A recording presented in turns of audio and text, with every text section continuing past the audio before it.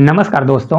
तो आप लोगों के लिए दिल्ली पुलिस के बहुत ही इंपॉर्टेंट क्लास लेकर आ चुके हैं। जिस प्रकार का दिल्ली पुलिस में क्वेश्चन पूछा जाता है उसी प्रकार का हम आपको प्रैक्टिस कराने वाले हैं। अगर आप इस प्रैक्टिस सेट को डेली की डेली अटेंड कर लेते हैं और डेली की डेली इस क्वेश्चन को कर लेते हैं तो जो आप पेपर जिस दिन आपका है उस दिन आपको 100% इससे बहुत ज़्यादा हेल्प मिलने वाली है और साथ साथ सेम टू सेम ऐसे ही क्वेश्चन आपको मिलने वाले हैं। चलिए तो मैं पहले क्वेश्चन की ओर चलते हैं, देखते हैं किस प्रकार का क्वेश्चन है। बहुत अच्छे मैंने क्वेश्चन लिए हुए हैं। पहला क्वेश्चन है, यदि n बराबर 4 की पावर 11 है प्लस 4 की पावर 12 है प्लस 4 की पावर 13 है प्लस 4 की पावर 14 है तो n के कितने धनात्मक गुणनखंड हो सकते हैं। बहुत प्यारा क्वेश्चन है। देखिए ये पूछा भी जा चुका है, इसमें दिल्ली पुलिस में पूछा जा चुका है। देखिए यहाँ पर दिया गया है n बराबर कितना है, तो n बराबर देखिए यहाँ साफ साफ दे दिया है कि 4 की पावर कितना है 11 है प्लस 4 की पावर कितना दिया है 4 की पावर 12 दे दिया गया है और प्लस कितना दिया है तो यहाँ पर 4 की पावर 13 दे दिया गया है और प्लस 4 की पावर कितना दे दिया है तो 14 दे दिया गया है और इनके धनात्मक गुणनखंडों की संख्या हमको निकालना है। देखिए कभी भी ऐसा क्वेश्चन आता है तो आपको हमेशा क्या करना है, कुछ नहीं करना है, आपको सीधे क्या करना है। इसमें देखिए कुछ कॉमन दिख रहा है, कॉमन देखेंगे तो 4 की पावर 11 यहाँ पर भी है, 4 की पावर 11, 4 की पावर 11, 4 की पावर 11, मतलब मैं 4 की पावर 11 को कॉमन ले सकता हूँ। तो मैं 4 की पावर अगर 11 को यहाँ पर कॉमन ले लेता हूँ तो यहाँ पर कितना बचेगा, पूरा ले लिया तो यहाँ पर 1 बचेगा। फिर प्लस करूंगा, यहाँ पर कितना बचेगा, 4 की पावर 12 है मतलब 4 की पावर कितना है 1 बचा हुआ, क्योंकि 11 मैंने ले लिया तो 1 बचा हुआ है। प्लस करेंगे, फिर 4 की पावर यहाँ पर देखिए मैंने 4 की पावर 11 ले लिया, तो यहाँ 11 2 13, तो 4 की पावर कितना बचेगा 2 बचेगा। प्लस 4 की पावर यहाँ पर कितना बचने वाला है 3 बचेगा, क्योंकि 11 ले लिया तो यहाँ पर 14 है। ठीक है, बहुत अच्छे से समझिएगा तब समझ में आएगा। इसको मैं लिख सकता हूँ, देखिए किस प्रकार से लिख सकता हूँ। 4 क्या होता है, 2 का स्क्वायर होता है, तो मैं इसको ऐसे लिख सकता हूँ, 2 का पावर 2 कर दूंगा और फिर ये पावर हमारा 11 रहेगा। ठीक है, क्योंकि हमको गुणनखंड ज्ञात करना है। अब एक ही रहेगा, प्लस 4 का पावर 1 है तो 4 ही आएगा, प्लस 4 का स्क्वायर कितना होता है 4 चौक 16 होता है, प्लस 4 का पावर 3 कितना होता है 16 चौको 64 हो जाएगा। ठीक है, अब देखिए इसको अगर पावर के ऊपर पावर होती है तो हमेशा ही क्या होती है मल्टीप्लाई। तो 11 में 2 का मल्टीप्लाई करूंगा तो 11 दूना कितना आ जाएगा 22 आ जाएगा। मल्टीप्लाई करूंगा, इन सभी को जोड़ूंगा तो देखिए 64 16 कितना होता है 70 और 64 16 कितना 70 का 80 हो जाएगा, 80 बाद 85 कितना आ गया 85 आ गया।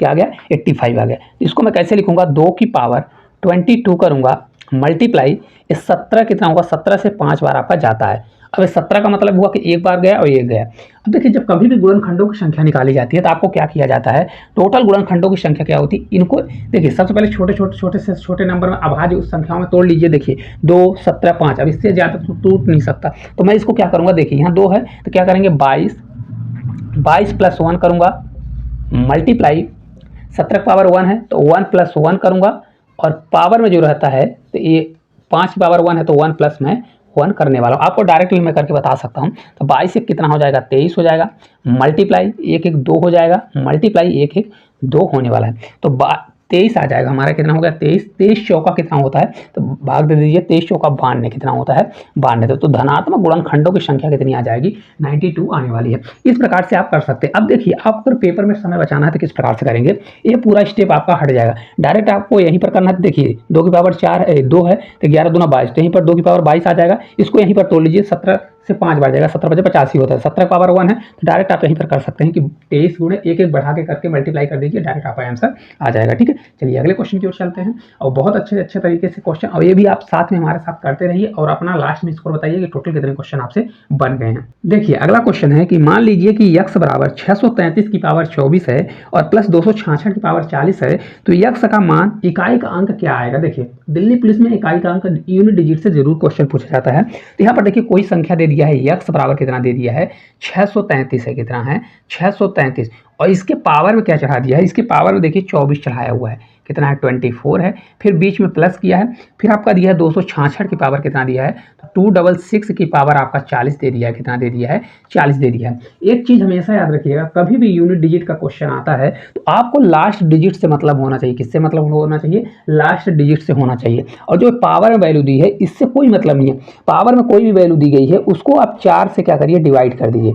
और 4 का डिजिबिलिटी रूल ये कहता है कि लास्ट का अगर 2 डिजिट पूरी तरह से 4 से डिजिबल है तो संख्या किससे होगी 4 से डिजिबल होने वाली है। अगर ये भी आपको पता करना है कि 4 से ही क्यों डिजिबल होता है तो इसके लिए मैं अलग से क्लास लाऊंगा जिसमें आपको डिटेल से बता दूंगा। ठीक है, तो आपको 2 डिजिट का देखना है, पूरा नहीं देखना। हालांकि यहाँ पर 2 ही डिजिट है इसलिए। अब देखिए लास्ट का यूनिट डिजिट है तो मैं यहाँ पर लिखूंगा 3। अब 24 में अगर मैं 4 का भाग दूंगा तो 4 का पूरा चला जाएगा। तो अगर 4 का भाग पूरा चला जाता है, रिमाइंडर कुछ भी नहीं बचता, तो वहाँ 3 की पावर कितना लिखूंगा 3 की पावर 4 कर दूंगा। ठीक है, इसी प्रकार से इसमें देखिए 6 लिखूंगा। अब 6 की पावर 40 है तो 40 में क्या करूंगा मैं, 40 में 4 का भाग दूंगा, 4 से पूरा पूरा भाग चला जाएगा, 4 धाम 40, तो 6 की पावर भी मैं 4 लिख दूंगा। ठीक है, अब देखिए 3 का पावर 4 कितना होगा, इतना तो मल्टीप्लाई कर सकते हैं, 3 पावर 3 से 3 9 और 9 9 81, तो यहाँ पर 1 आएगा, प्लस 6 का पावर 4 कुछ भी हो, 6 का पावर 6 ही आता है तो ये 6 आ जाएगा। तो टोटल यूनिट डिजिट हमारा कितना आएगा, 7 आने वाला था, उसका इकाई का अंक कितना हो जाएगा, 7 आपका होने वाला है। ठीक है, अब देखिए बहुत से बच्चों को थोड़ा कंफ्यूजन हो, मैं थोड़ा शॉर्ट में बता देता हूँ। 4 का ही भाग इसलिए दिया जाता है क्योंकि हर चौथे नंबर के बाद क्या होता है, संख्या रिपीट होती है। जब कभी भी आप स्क्वायर करेंगे या कुछ भी करते हैं तो उसमें क्या है, चौथे के बाद रिपीट होती है संख्या। आप निकाल के देख सकते हैं, जैसे 4 की पावर 1 करिए, जैसे 2 की पावर 1, फिर 2 की पावर 2 करिए, 2 पावर 3, फिर 2 पावर 4 करिए, तो इस प्रकार से 4 करिए, फिर 5वीं जब करेंगे तो आपका यूनिट डिजिट सेम आता है चौथे अंक के बाद, इसलिए 4 से ही डिवाइड किया जाता है। ठीक है, चलिए अगले क्वेश्चन की ओर चलते हैं। देखिए अगला क्वेश्चन है 1/3, 2/3, 2/9 और 3/12 का महत्तम समावर्त ज्ञात करें। भिन्न में इस प्रकार का क्वेश्चन कल के ही पेपर में पूछा गया है। देखिए क्या दिया गया है, 1/3 है, क्या है 1/3 है, इसके अलावा है 2/3 दिया गया है, 2/3 दिया गया है, और क्या दिया गया है 2/9 दिया गया है, और लास्ट में हमारा दिया गया है कितना, 3/12 दिया गया है। इनका हमको एचसीएफ निकालना है। तो कभी भी फ्रैक्शन मतलब भिन्न का एचसीएफ आता है तो हमेशा याद रखिए एचसीएफ निकालना होता है। तो क्या होता है, ऊपर अंश का एचसीएफ करिए, ऊपर का एचसीएफ निकालिए और नीचे का एलसीएम कर दीजिए। क्या कर दीजिए, नीचे का एलसीएम। इसी में एलसीएम अगर निकालने को बोल देता तो ये चेंज हो जाता, ऊपर का एलसीएम होता है, नीचे का एचसीएफ होता है, सिर्फ इतना चेंजेस रहती है इसमें। तो एचसीएफ बराबर हमारा क्या हो जाएगा, अब देखिए ऊपर की संख्या दी गई है 1 2 2 3, तो एचसीएफ क्या होता है, हाईएस्ट कॉमन फैक्टर होता है। अगर हम 1 2 2 और 3 का एचसीएफ निकालेंगे तो इसमें से कॉमन क्या आ रहा है, ओनली देखिए 1 के अलावा कुछ भी कॉमन नहीं, इसमें भी 1 छुपा है, इसमें भी 1, इसमें 1 में, क्योंकि एक एक इसमें दे दिया है तो 1 ही आएगा। तो ऊपर तो हमारा 1 फिक्स हो गया कि ऊपर 1 ही आएगा। अब हम नीचे का निकालेंगे 3 3 9 12 का, तो 3 3 9 12, इसका हमको एलसीएम चाहिए। एलसीएम क्या होता है, लोवेस्ट कॉमन फैक्टर, सबसे छोटी से छोटी कॉमन संख्या देखिए कौन सी होने वाली है। तो देखिए यहाँ से 3, अगर यहाँ पर देखिए एलसीएम कभी भी निकाला करें तो आप एलसीएम निकालने के लिए सबसे पहले बड़ी संख्या पकड़िए। बड़ी संख्या हमारी 12 हो गई, कितनी हो गई 12, तो मैंने 12 पकड़ लिया। अब देखिए इसमें देखिए 12 से किसका किसका भाग जा रहा है, 3 का भाग चला जाएगा, तो इसको मैं 3 को हटा दूंगा क्योंकि 3 का हमारा भाग जा रहा है, 3 को मैंने हटा दिया। ये भी 3 का भाग चला जाएगा तो इसको भी मैं हटा दूंगा। अब ये बचा 9, तो 9 में 12 का भाग जा रहा है, नहीं जा रहा है, लेकिन 9 में 3 का भाग चला जाएगा, लेकिन एक 3 बच जाएगा, तो मैं क्या करूंगा, एक 3 से यहाँ पर मल्टीप्लाई कर दूंगा, तो 12 से 3 बढ़ जाएगा तो आपका 36 आ जाएगा। कितना आ जाएगा, 36। तो यहाँ पर देखिए एलसीएम कितना आ गया, 36 आ गया। तो इस क्वेश्चन का एचसीएफ हमारा टोटल कितना आएगा, 1/36 आपका राइट आंसर आ जाएगा। आपको इसी प्रकार से निकालना है। ठीक है, आप बहुत अच्छे से समझ जाएंगे तो एक भी क्वेश्चन में डाउट नहीं रहेगा। चलिए अगले क्वेश्चन की ओर चलते हैं। देखिए अगला क्वेश्चन है, कल के ही शिफ्ट में पूछा गया है, मध्यानुपाती से क्वेश्चन पूछा गया है, 361 और 144 के बीच का मध्यानुपाती क्या होने वाला है। एक चीज हमेशा याद रखिएगा, यहाँ पर देखिए मध्यानुपाती का मतलब होता क्या है। देखिए यहाँ पर जैसे मान लीजिए ए अनुपात बी अनुपात समानुपात दिया गया है, और बी अनुपात क्या होता है सी, मतलब ये रिपीट हो जाता है। तो यहाँ पर देखिए इसका मतलब ये होता है A/B लिख सकते हैं और बराबर हो जाएगा B/C हो जाएगा। जब इसका मैं क्रॉस मल्टीप्लाई करूंगा तो यहाँ पर B² बराबर क्या होता है, AC हो जाता है। यही B हमारा मध्यानुपाती होता है, तो B बराबर हमेशा क्या होता है, √AC के बराबर होता है। √AC अगर आपको मध्यानुपाती निकालना है तो B बराबर √AC कर दीजिए। अब देखिए यहाँ पर दिया है 361 किसका है, 361 और 144 का मध्यानुपाती निकालना है। तो क्या निकालेंगे आप, देखिए यहाँ पर B बराबर मध्यानुपाती बराबर क्या होगा, √361 करिए, मल्टीप्लाई क्या कर दीजिए 144 कर दीजिए। कितना करिए 144 कर दीजिए। तो ये B बराबर हमारा कितना आ जाएगा, आपको बनता होगा 361 किसका होता है, तो 19 का क्या होता है स्क्वायर होता है, और एक किसका स्क्वायर होता है 12 का होता है। तो B बराबर हमारा कितना आ जाएगा, 19 से 2 बार जाएगा आपका 38 हो जाएगा, 19 से कम 19, 19 3 जोड़ेंगे तो ये 22 आ जाएगा। तो 228 इसका मध्यानुपाती होने वाला कितना होगा, 228 आपका मध्यानुपाती आ जाएगा। तो आपसे अब एक क्वेश्चन बन जाना चाहिए अगर मध्यानुपाती का क्वेश्चन आता है। यहीं पर याद रखिएगा B बराबर हमारा इतना होता है। अगर आपसे मान लीजिए C पूछ ले, A पूछ ले, तो आप क्या करेंगे, यहाँ पर देखिए ये B² था, तो अगर देखिए C मतलब तीसरा पद पूछता तो B²/A हो जाता। ठीक है, क्या हो जाता B²/A। अगर A पूछता तो भी आपका B²/C हो जाता। अब आपसे बन जाना चाहिए। ठीक है, चलिए अगले क्वेश्चन की ओर चलते हैं।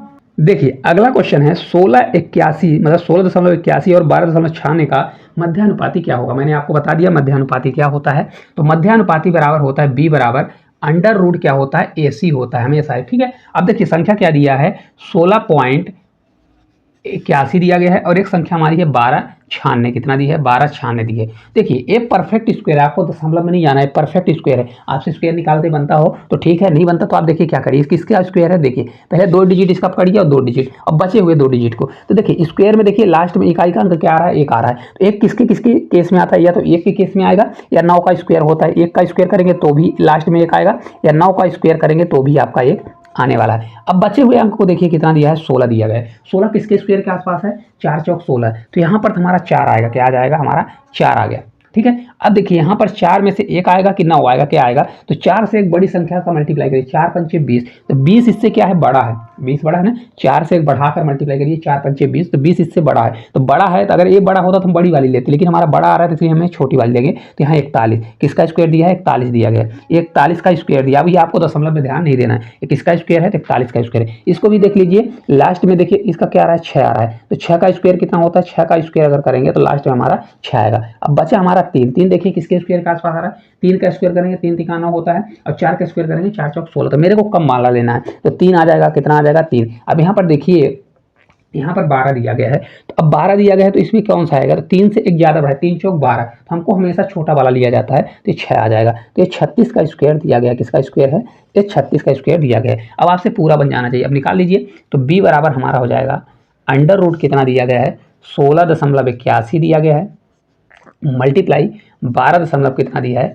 आपका 96 दिया गया है। तो ये आपका b बराबर कितना हो जाएगा? अब अंडर रूट जब घटता है तो कभी भी, तो अगर दशमलव के बाद 2 अंक है तो बाहर 1 अंक के बाद होता है। तो 41 का स्क्वायर है तो ये बाहर आएगा तो हमारा कितना हो जाएगा? 4.1 हो जाएगा, मल्टीप्लाई ये 12.96, तो 2 अंक के बाद दशमलव लगा, कितने अंक के बाद? 2 अंक के बाद दशमलव लगा है, तो बाहर आएगा 36 का स्क्वायर है, तो हमारा 3 पॉइंट कितना हो जाएगा? 1 होने वाला है। ठीक है, अब आपसे समझ में आ गया होगा। तो ये b बराबर, अगर इसका मैं मल्टीप्लाई करूंगा, पूरा मल्टीप्लाई करिए, देखिए 41 से एक बार जाएगा, देखिए यहाँ पर कितना होगा? 31 नहीं होगा, यहाँ पर आपका 36 होगा। कितना हो जाएगा? 36। तो देखिए लास्ट में तो 1 आएगा, लेकिन 2 ऑप्शन आपको मिल रहे हैं, तो इसका आपका पूरा मल्टीप्लाई करना पड़ेगा। ठीक है, अब इसको आप 40 ही मान लीजिए, 40, और इसको मान लीजिए आप कितना मान लीजिए? 35 मान लीजिए, लगभग के आसपास, क्योंकि देखिए आंसर आपका 18 है और 14 दिया गया है। तो अगर 4 3 12 होता है तो 35 मानेंगे, तो 35 चौका 35 दूना 70 और 7 दूनी 14, आपका 14 वाला आंसर आने वाला है। तो 14 दशमलव कितना आ जाएगा?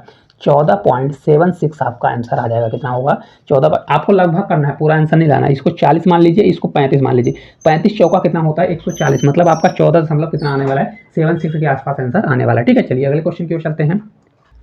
देखिए अगला क्वेश्चन है, 16 वस्तुओं का विक्रय मूल्य 53 वस्तुओं के क्रय मूल्य के बराबर है, तो लाभ या प्रतिशत हानि बताइए। बहुत अच्छा क्वेश्चन है। क्या दिया है? 16 वस्तुओं का, जैसा बोल रहा हूं वैसा करिए, 16 वस्तुओं का विक्रय मूल्य, विक्रय मूल्य को हमेशा हम एसपी लिखते हैं, ये बराबर है किसके? 53 वस्तुओं के सीपी मतलब कॉस्ट प्राइस, मतलब लागत मूल्य के बराबर है। जैसा बोलता है वैसा कर दीजिए। अब एसपी और सीपी का रेशियो निकाल लीजिए। एसपी सीपी हमारा इधर है तो इधर मल्टीप्लाई में है, तो इधर आ जाएगा डिवीजन में, बराबर ये 53 हमारा ऊपर ही रहेगा, और ए वाला हमारा इधर मल्टीप्लाई में दिया है तो ये हमारा आ जाएगा 61 आ जाएगा।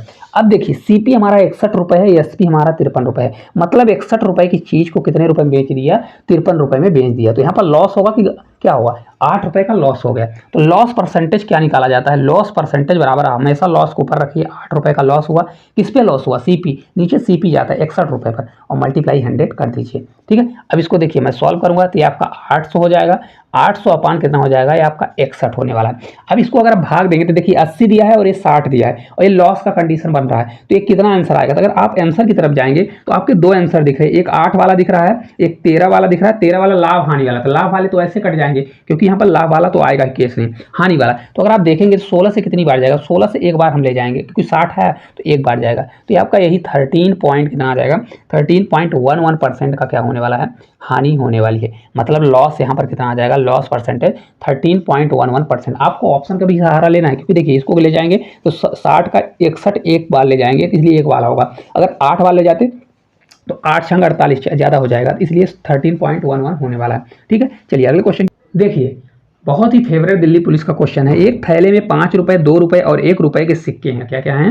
5 रुपए, 2 रुपए, 1 रुपए के सिक्के हैं, जिनका योग 410 रुपए है, और सिक्कों की संख्या का अनुपात 4, 6, 9 दे दिया गया है। तो थैले में 2 रुपए के सिक्कों की संख्या क्या है? बहुत प्यारा क्वेश्चन, चलिए देखते हैं। देखिए पहले आप देख लीजिए कौन कौन से सिक्के हैं। 5 रुपए के सिक्के हैं, 2 रुपए के सिक्के हैं और 1 रुपए के सिक्के हैं। ठीक है, ये पैसों के सिक्के हैं, 5 रुपए, 2 रुपए, 1 रुपए के। इनके सिक्कों की संख्या क्या दी है? 4 दी गई है, 6 दी गई है, और कितना दी गई है? 9 रुपए। ये सिक्कों की संख्या मतलब कॉइन्स दिया गया, मतलब कॉइन्स की संख्या दी गई है, ठीक है। और ये मान लीजिए एक प्रकार से मूल्य पी दिया गया। टोटल हम पहले प्राइस निकालेंगे भाई, टोटल पैसा बना कितना। 5 रुपए का अगर 4 सिक्के हैं, 2 रुपए के 6 सिक्के और 1 रुपए के 9 सिक्के, तो 5 के 4 होंगे तो 5 चौक 20 रुपए, कितने हो जाएंगे, 20 रुपए हो जाएगा।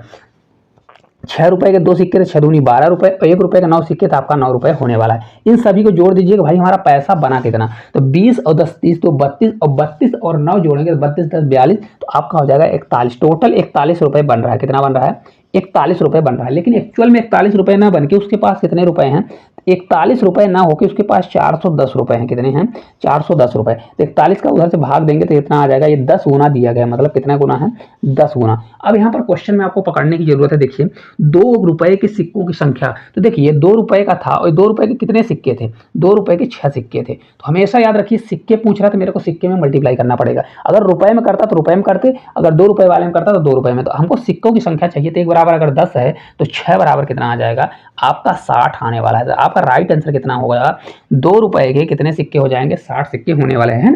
राइट आंसर आपका आने वाला है। इस प्रकार से आपको करना है अगर ऐसा सिक्का वाला क्वेश्चन आता है तो। चलिए अगले क्वेश्चन की ओर चलते हैं। देखिए अगला क्वेश्चन है, एक दुकानदार ने 1000 किलोग्राम चावल खरीदकर उसका एक भाग 10% के लाभ पर और शेष भाग को 20% की हानि पर बेच दिया। पूरे लेन देन में उसे 11% की हानि हुई, तो चावल की कितनी मात्रा 20% की हानि पर बेचा। देखिए ऐसे क्वेश्चन बहुत अच्छे हैं और बहुत इजी क्वेश्चन है, एक बार आप इसको जरूर देखें। देखिए 1000 किलोग्राम कितना है, टोटल 1000 जो है केजी उसने मतलब बेचा। तो एक में पहले वाले में क्या किया उसने, 10% के लाभ पर। इसको मैं एक मिक्सचर और एलिगेशन से कराऊंगा कि 10% प्रॉफिट पर बेच दिया, जैसा है वैसा करिए। देखिए प्लस का मतलब 10% प्रॉफिट पर बेच दिया, फिर बोल रहा है कि बचे हुए के 20% के हानि पर बेच दिया। तो 20% हानि, माइनस का मतलब हानि। ओवरऑल इस सौदे में उसको 11% का लॉस हो गया। क्या हो गया, ओवरऑल हमेशा बीच में जाता है, तो ओवरऑल 11% का लॉस हो गया। अब देखिए यहाँ पर कैसे करना रहता है, यहाँ पर आपको क्रॉस करना रहता है। यहाँ पर देखिए कभी भी अगर सेम सेम आता है, अगर प्लस प्लस आएगा तो आपको घटाना है, माइनस माइनस आएगा तो घटाना है। लेकिन अगर प्लस माइनस आ जाता है तो आपको जोड़ना है। आपको सिर्फ इतना याद रखना, हमेशा क्या होता है क्वेश्चन में गलत उल्टा चलता है। अगर प्लस माइनस आएगा तो अट्रैक्शन होगा, अट्रैक्शन मतलब प्लस जुड़ जाता है। अब यहाँ पर प्लस है माइनस है तो आप बिना दिमाग के भी यहाँ जोड़ सकते हैं। ये कितना हो जाएगा, 21 हो जाएगा। कितना हो गया, 21। अब ये माइनस माइनस आगे घट जाएगा, तो 20 में 11 जाएगा तो हमारा कितना आ जाएगा, 9 आ जाएगा। इसको जब मैं कट करूंगा तो 3 से 3 बार और 3 से आपका 7 बार, ये हमारा नया रेशियो बन जाएगा। अब 3:7 मतलब 10% जो लाभ पर बेचा उसका रेशियो 3 था, 20% हानि पर कितना बेचा, 7 था। एक्चुअल में कितना इसका रेशियो था, टोटल 10 था, एक्चुअल में 10 रेशियो था। लेकिन एक्चुअल में बेचा कितना, 1000 केजी। तो 10 बराबर मैं क्या करूंगा, 1000 केजी ये कर दूंगा। 1 बराबर हमारा कितना हो जाएगा, 1 बराबर हमारा 100 निकल के आ जाएगा। 1 बराबर 100। तो टोटल अगर 20% वाला पूछ रहा है तो टोटल कितना है, 7 है। तो 20% बराबर कितना हो जाएगा, 7 मल्टीप्लाई अगर मैं 100 करूंगा तो 700 कितना हो जाएगा, 700 केजी बेचा। मतलब 20% के लॉस पर कितना बेच दिया, 700 केजी गेहूं बेच दिया। मतलब लॉस वाले पर 700 बेच दिया। अगर यहीं पर प्रॉफिट वाला 10% प्रॉफिट पूछता तो यहाँ पर 3 में मल्टीप्लाई करते 300 आ जाता। ठीक है, उम्मीद करते हैं ऐसे क्वेश्चन को आपको ऐसा ही करना है और बन जाएगा। चलिए अगले क्वेश्चन की ओर चलते हैं।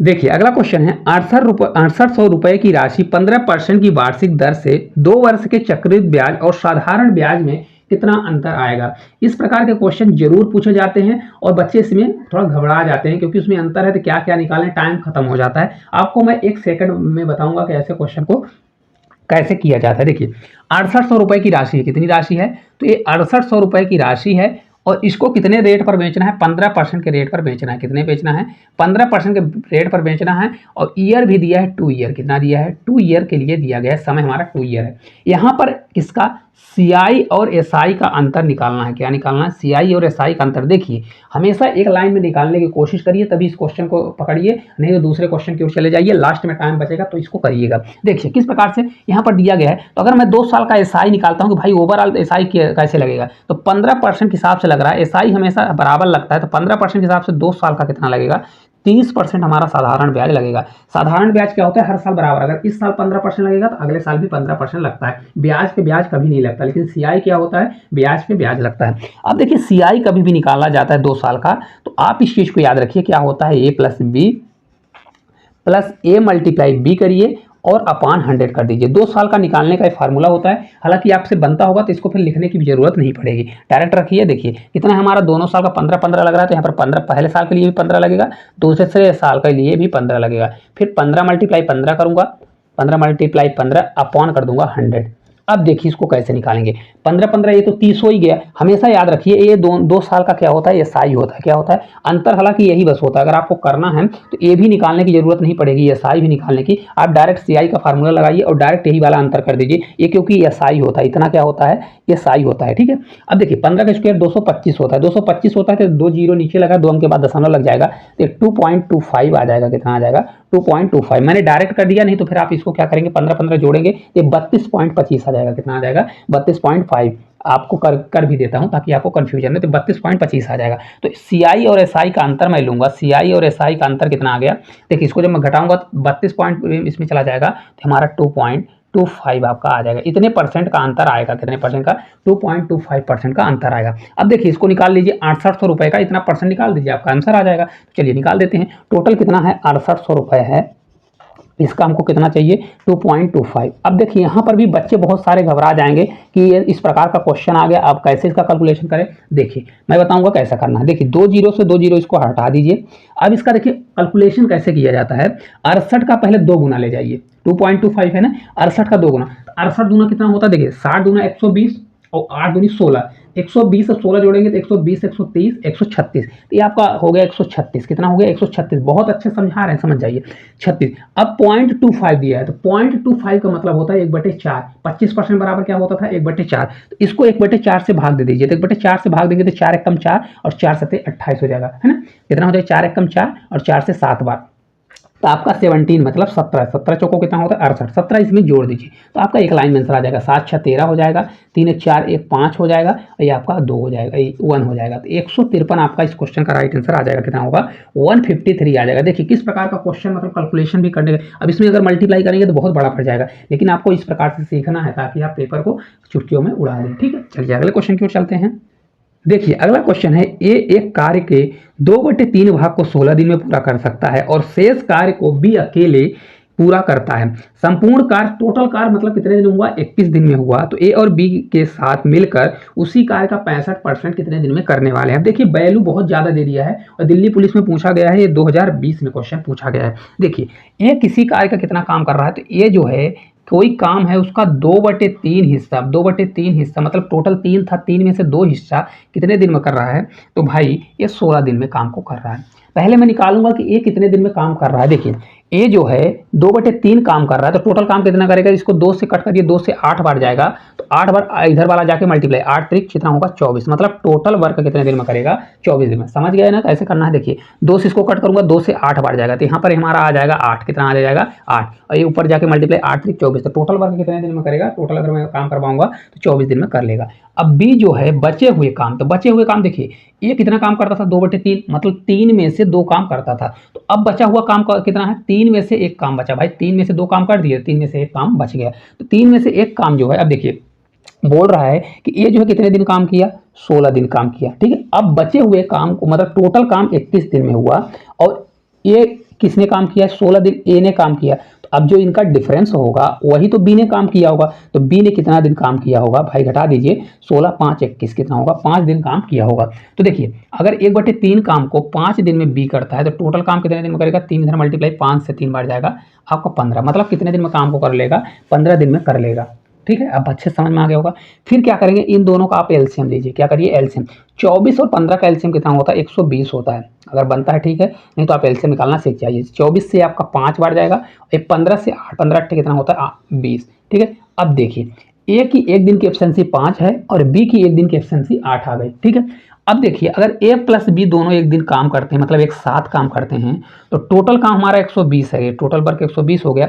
इस 120 वर्क का क्या बोल रहा है कि उसका 65%, इसका आप क्या कर दीजिए 65%, क्योंकि इसका हमको 65% ही काम कराना है, तो 65% के लिए 65 अपॉन 100 कर दीजिए। अब इन दोनों का काम एक दिन का 5 और 8, 8 5 13, एक दिन का काम 13 काम है, तो इतने काम को मतलब इतने टोटल काम को 13 की स्पीड से कराना है, तो यहाँ आप क्या कर दीजिए 13 नीचे जाएगा क्योंकि 13 से डिवीजन होगा। ठीक है, अब देखिए 13 से आपका ये 5 बार जाएगा, 13 5 65, 5 से आपका 20 और 20 से आपका 6 बार जाएगा, तो आपका 6 डेज कितने दिन में काम हो जाएगा, 6 डेज में आपका काम हो जाएगा। देखिए कितना आसान क्वेश्चन है, लेकिन भाषा का खेल देखिए किस प्रकार से 65% परसेंटेज भी दे दिया है बच्चों को दिमाग घुमाने के लिए, तो आपको इस प्रकार से करना है। ठीक है, चलिए अगले क्वेश्चन की ओर चलते हैं।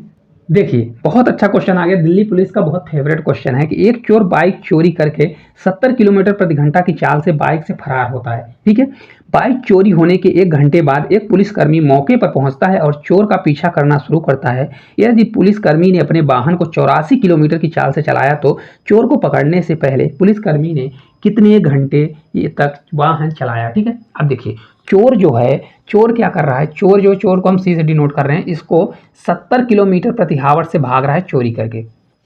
पहले एक चीज आप ये सोचिए कि 70 किलोमीटर से भाग रहा है तो 1 घंटे तो पुलिस ने देखा ही नहीं, तो बंदे ने एक किलो भाई 70 की स्पीड से चलेगा, 1 घंटे अगर चल लेगा तो 1 घंटे में कितनी दूरी तय करेगा, 70 किलोमीटर। तो भाई उनके बीच में डिस्टेंस कवर हो जाएगा कि भाई 70 किलोमीटर जब दूरी पर होगा तब तक पुलिस देखेगा। पुलिस ने जब तक देखा तो पुलिस ने क्या किया कि पुलिस कितनी स्पीड से गया, तो पुलिस देखिए यहाँ 84 किलोमीटर की स्पीड से भागना स्टार्ट किया, तभी तो उसको पाएगा। भाई अगर चोर की स्पीड और पुलिस की स्पीड सेम रहेगी तो पुलिस कभी नहीं पा सकता, पुलिस की स्पीड जो है चोर से हमेशा ज़्यादा रहेगी तभी पाएगा। तो यहाँ रिलेटिव स्पीड होता है, रिलेटिव स्पीड हमेशा क्या होगा, वही स्पीड से पाएगा जो उन दोनों का अंतर है। तो देखिए चोर की स्पीड कितनी थी, 84 थी, और उसकी स्पीड कितनी थी, 70 थी। तो कितना एक्चुअल में हुआ, 14। कितना हुआ, मतलब 14 किलोमीटर स्पीड उसकी ज़्यादा है, किसकी, पुलिस की। इस 14 किलोमीटर की स्पीड से उसको ये डिस्टेंस कवर करना पड़ेगा जितने टाइम में कवर कर लेगा। तो टाइम बराबर होता है डिस्टेंस अपॉन स्पीड होता है, क्या होता है, डिस्टेंस अपॉन स्पीड। तो रख दीजिए कितना कवर कर लिया था, 70। तो यही 70 किलोमीटर का दूरी उसको 14 की स्पीड से कवर करना पड़ेगा। तो 14 पंचे 70 कितना होता है, 5। तो उसको 5 हावर्स गाड़ी चलाना पड़ेगा, तब जाके वो पकड़ेगा कौन, पुलिस। इसका राइट आंसर आ जाएगा 5 हावर्स। कितना होने वाला है, 5 हावर्स। आपका राइट आंसर हो जाएगा कि कितने हावर्स पुलिस को गाड़ी चलाना पड़ेगा, तो 5 हावर। अगर आपसे पूछता है कि टोटल कितने हावर, देखने का 2-3 नजरिया होता है बोलने का कि चोर चोरी करने, जब चोरी किया तब से कितना समय हुआ, तो 1 घंटे पहले उसने चल दिया था 6 घंटे हो जाएगा, लेकिन जब पुलिस देखा तब से, तो ये 5 घंटे आपका आंसर आ जाएगा। ठीक है, चलिए अगले क्वेश्चन की ओर। देखिए अगला क्वेश्चन है, अमित और बीनू 400 मीटर की दौड़ क्रमशः 44 सेकंड और 50 सेकंड में पूरी कर सकते हैं। जब अमित दौड़ पूरी कर लेता है तो बीनू समापन रेखा से कितनी दूरी पर है। बहुत अच्छा क्वेश्चन है, इसको देखिए आप मन में भी कर सकते हैं। देखिए क्वेश्चन क्या है, अमित और बीनू, अमित जो है, अमित क्या कर रहा है, 400 मीटर की जो दौड़ है, 400 मीटर की दौड़ कितने में कर रहा है, तो 400 मीटर की दौड़ को 44 सेकंड में कवर कर रहा है। ठीक है, और जो बीनू है ये 400 मीटर की दौड़ को कितने में कवर कर रहा है, तो ये आपका कर रहा है कितने में, 50 सेकंड में कवर कर रहा है।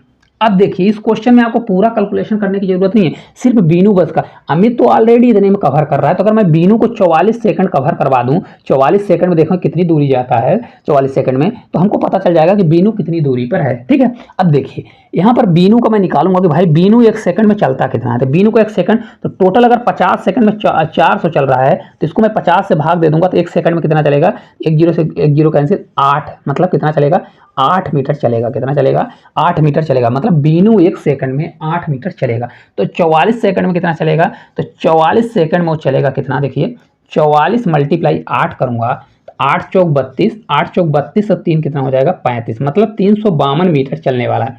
मतलब अमित ने 400 मीटर 44 सेकंड में यहाँ पर क्रॉस किया, और वहीं पर बीनू जो है 44 सेकंड में सिर्फ 352 गया। तो बीनू कितना डिफरेंस के दूरी पर था, तो बीनू 400 में अगर मैं घटा दूंगा तो 400 माइनस 352 आ जाएगा, मतलब 48 मीटर के डिस्टेंस पर, दूरी पर था। कितने, तो 48 मीटर के डिस्टेंस पर था कौन, बीनू। ठीक है, बन जाएगा ना। चलिए अगले क्वेश्चन की ओर चलते हैं। देखिए अगला क्वेश्चन है, यदि राम 8 किलोमीटर प्रति घंटा की चाल से चलता है तो उसकी ट्रेन 7 मिनट की दूर, मतलब मिनट से छूट जाती है। हालांकि यदि वह 10 किलोमीटर प्रति घंटा की चाल से चलता है तो वह ट्रेन के प्रस्थान से 5 मिनट पहले कहां पर, स्टेशन पहुंच जाता है। तो राम के घर और स्टेशन के बीच की दूरी क्या होगी। अब देखिए पहले वो कितने स्पीड से चला, तो मान लीजिए इसको S1 मानते हैं कि पहले वो 8 किलोमीटर की स्पीड से चला, कितने, 8 किलोमीटर प्रति हावर्स की स्पीड से चला, जिससे उसको क्या हो गया, उसको टाइम मतलब समय दिया है 7 मिनट लेट, मतलब 7 मिनट प्लस, मतलब 7 मिनट लेट से पहुंचा। जब वह दूरी को क्या कर दिया, दूरी को क्या कर दिया, 10 किलोमीटर प्रति हावर्स कर दिया, 10 किलोमीटर प्रति हावर्स कर दिया, तो उसको ना पहले ही 5 मिनट पहले ही पहुंच गया। ठीक है, ये मिनट में दिया है, हमेशा याद रखिए यूनिट बराबर करिएगा। कभी भी ऐसा क्वेश्चन आता है डिस्टेंस निकालने के लिए, तो देखिए डायरेक्ट भी बता दूंगा और वैसे भी बता दूंगा। डी बराबर होता है आपका निकाला जाता है, तो यहाँ पर करिए S1 मल्टीप्लाई S2 करिए, और अपॉन S1 माइनस S2 करिए, और मल्टीप्लाई क्या करिए, टाइम का डिफरेंस करिए। क्या होता है, टाइम का डिफरेंस। ठीक है, अब देखिए टाइम का डिफरेंस मैंने अभी बताया, यहाँ पर देखिए प्लस माइनस कभी भी आ जाता है, जैसे मिक्सचर इरिगेशन में था प्लस माइनस आ जाता है तो टाइम हमेशा जुड़ेगा। कैसे जुड़ेगा देखिए, यहाँ पर मानिए 0 था तो अगर इसके मतलब जब स्टार्ट में वो 8 किलोमीटर की स्पीड से चला तो 8 किलोमीटर की स्पीड से चलने में उसको यहाँ पहुंचना था, लेकिन उसको यहाँ पर पहुंचा मतलब कितना 7 मिनट ज़्यादा समय खा गया। लेकिन जब वो 10 की स्पीड से चला तो यहाँ पहुंचना उसको यहाँ था, लेकिन यह पहुंच गया कहाँ, यहाँ 5 मिनट पहले पहुंच गया। ठीक है, तो एक्चुअल में इनका डिफरेंस अगर कोई पूछेगा तो डिफरेंस तो यही होगा ना, डिफरेंस ये होगा 7 5 12 कितने मिनट का डिफरेंस होगा, 12 मिनट का। देखिए तो क्या हो जाएगा, इनका डिफरेंस कितना होने वाला है, 12 मिनट होने वाला है। तो इसमें रख दीजिए डायरेक्ट, तो d बराबर हमारा कितना हो जाएगा, S1 हमारा कितना है तो 8 है तो यहाँ पर 8 करेंगे, S2 हमारा 10 है तो यहाँ पर 10 करेंगे। दोनों का डिफरेंस देखिए, यहाँ पर ऐसा नहीं है S1 S2, यहाँ पर जो बड़ा है आपको प्लस माइनस से नहीं मतलब है, यहाँ पर बड़े में छोटे को हटा दीजिए तो यहाँ पर डिफरेंस हमारा 2 आ जाएगा, 10 में 8 घटाएंगे तो 2 डिफरेंस मल्टीप्लाई टाइम का डिफरेंस कितना आ जाएगा 12 मिनट। अब 12 मिनट का है तो इसको घंटे बदलने के लिए 12 मैं 60 कर दूंगा। अब इसको सॉल्व कर दीजिए तो d बराबर कितना आ जाएगा, देखिए 12, तो डिस्टेंस हमारा कितना हो जाएगा, इसको जब मैं कट करूंगा तो 12 से आपका 5 12 5 दूनी 10 तो आपका 8 आ जाएगा। कितना किलोमीटर डिस्टेंस है, 8 किलोमीटर डिस्टेंस है। तो आप एक फार्मूला लगा के इसको इस प्रकार से कर सकते हैं। अगर यहीं पर आपसे फार्मूला अगर यहाँ पर मान लीजिए भूल जाता है फिर आपको कैसे करना है, ये तो अब याद रहेगा ना कि 12 मिनट उसको डिफरेंस कितना है 12 मिनट। देखिए अगर फार्मूला भूल गया तो कैसे करने वाले हैं, देखिए डिस्टेंस यहाँ पर टाइम कर दीजिए, टाइम इक्वल क्या कर दीजिए, टाइम के इक्वल कर दीजिए कितना लगता है, तो डिस्टेंस अपॉन क्या होता है, डिस्टेंस अपॉन टाइम, यही होता है फार्मूला, मतलब टाइम बराबर होता है डिस्टेंस अपॉन स्पीड कर देंगे। तो मान लीजिए अगर डिस्टेंस हमारा d था तो उसको पहले 8 से कवर किया तो 8 से स्पीड से गया, माइनस फिर उसी डिस्टेंस को किससे कवर किया, 10 से कवर किया, तो इन दोनों के टाइम का डिफरेंस जो है कितना दिया है 12 मिनट। तो 12 मिनट को 12 बटे मैं क्या कर दूंगा 60 कर दूंगा। ठीक है, अब इनको आप क्या करिए सॉल्व कर लीजिए। तो जब सॉल्व करेंगे देखिए क्रॉस मल्टीप्लाई होते हैं, तो 10 आएगा, इसको 80 करेंगे तो हमारा देखिए 80, 8 से 10d हो जाएगा और माइनस 8d आ जाएगा और ये हमारा ये 80 हो जाएगा। ये बराबर हमारा 12 पंचे 60 तो 1/5 आने वाला है। इसको जब मैं सॉल्व करूंगा 2d बचेगा और ये 2d बचेगा तो यहाँ पर 40 हो जाएगा, 40 उधर चला जाएगा तो d बराबर हमारा कितना आ जाएगा, d बराबर 40 में अगर 5 का भाग देंगे तो 8 किलोमीटर आ जाएगा। देखिए तो आप इस प्रकार से भी कर सकते हैं। अगर आपको पेपर में अगर एक फार्मूला भूल जाता है तो आप ये भी चीज यूज कर सकते हैं ताकि आपको पेपर में फार्मूला भी रटने की जरूरत नहीं पड़ेगी। ठीक है, चलिए अगले क्वेश्चन की ओर चलते हैं।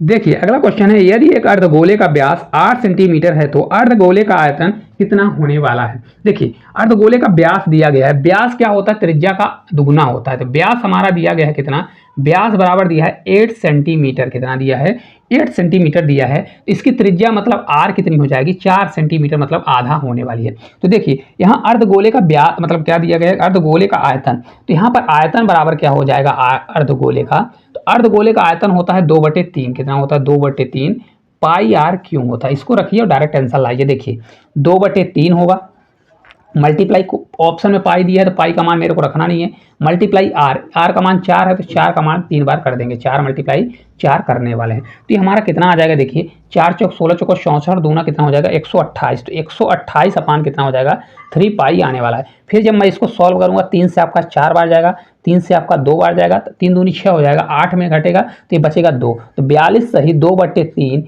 पाई आपका आंसर आ जाएगा इतना। देखिए कहाँ पर दिया है, तो ऑप्शन नंबर दिया है बी नंबर में दिया गया, तो आप इस प्रकार से सॉल्व कर सकते हैं। तो इस प्रकार जितने भी क्वेश्चन थे सभी क्वेश्चनों को हम लोग बहुत अच्छे से कर चुके हैं। एक क्वेश्चन आपको साइड में दिख रहा होगा, हालांकि ये क्वेश्चन बन जाएगा पर इसको आप कोशिश करिएगा, थोड़ा डिफिकल्ट टाइप का क्वेश्चन है और ये पूछा जा चुका है पेपर में, तो इसको जरूर करिएगा और कमेंट बॉक्स में कमेंट करके इसका आंसर जरूर बताइएगा कि इस क्वेश्चन का आंसर क्या होने वाला है और आपको वीडियो किस प्रकार से लगी। अगर किसी भी क्वेश्चन में थोड़ा भी मन में डाउट रहता है तो आप कमेंट कर सकते हैं, और साथ साथ अगर किसी भी टॉपिक में आपको डाउट हो रहा है तो वो भी कमेंट कर सकते हैं कि मेरे को इसमें डाउट हो रहा है, मैं उसके लिए आपको क्लास जरूर लेके आऊँगा। और आपको मैंने बहुत बेहतरीन तरीके से क्वेश्चन को कराने की कोशिश की है ताकि एक भी क्वेश्चन आपसे न छूटे। तो आज के लिए इतना ही, धन्यवाद। और चैनल पर नए होंगे तो चैनल को सब्सक्राइब करिएगा। तो आज के लिए इतना ही, धन्यवाद।